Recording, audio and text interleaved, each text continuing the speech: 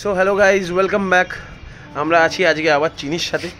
তারপরে আমরা কিছু ডিসকাস করব যে একটা ডগ কেনার আগে, একটা ব্রিড কেনার আগে বা ব্রিডটা চুজ করার আগে আমাদের কি কি মাথায় রাখতে হবে। So let's move on. এটা নাকি একটা রটওয়েলার। আপনারা কেউ বলতে পারবেন এটাকে রটওয়েলার? হ্যাঁ, ছোট ছোট। আজ থেকে যে বলবে যে রটওয়েলার খুব ডেঞ্জারাস, রটওয়েলার কিনিস না, রটওয়েলার পুষিস না, রটওয়েলার প্রচন্ড ডেঞ্জারাস, রটওয়েলার কিনিস না, এনে এখানে চেক করো, স্টে, তাদেরকে এই ভিডিওটা ফরওয়ার্ড করে দেবেন প্লিজ। এই ভিডিও খালি নয়, আমি আগেও কিছু ভিডিওতে আমি দেখিয়েছি যে Rottweilers are really not dangerous. মানে দেখুন, সবার আলাদা আলাদা ক্যারেক্টার্স, সেই ক্যারেক্টার্সগুলোকে ঠিক রাখার জন্য আমাদেরকে জানতে হবে যে কোন কুকুরের কি ক্যারেক্টার, আর তার জন্য আমাদের কি করতে হয়। ছোট্টবেলা থেকে যদি আমরা সেইগুলো ফলো করি তাহলে আমি 200% নয়, আমি 2000% গ্যারেন্টি দিচ্ছি যে এরকম হবে না।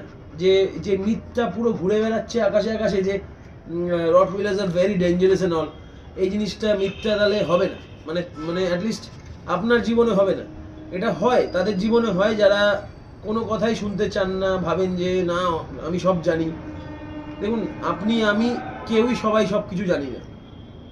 তো আমাদের যেটা করণীয় সেটা হচ্ছে, যেই ব্রিডটা নিচ্ছেন সেই ব্রিডটা নেওয়ার আগে ব্রিডটার সম্পর্কে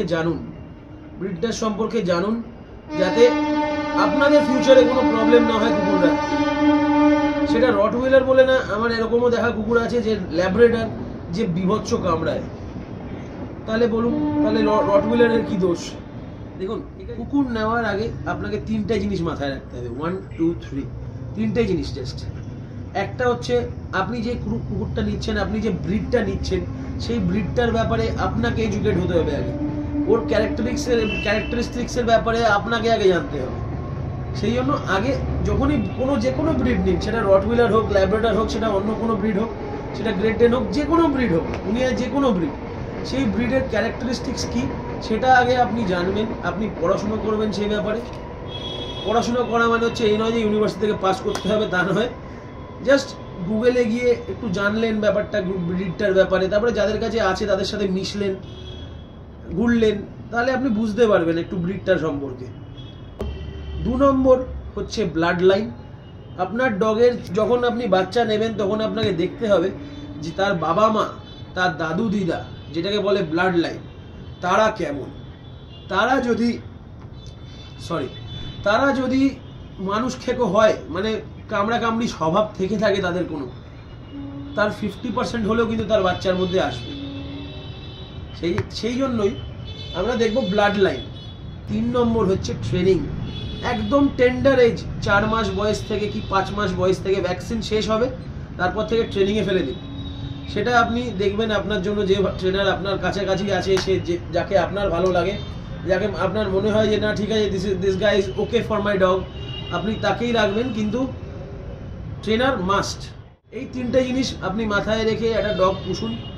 আশা করি এই গাইডেন্সটা আপনার কাজে লাগবে, যে আপনার কোনো প্রবলেম হবে না পুষতে গিয়ে। Thank you.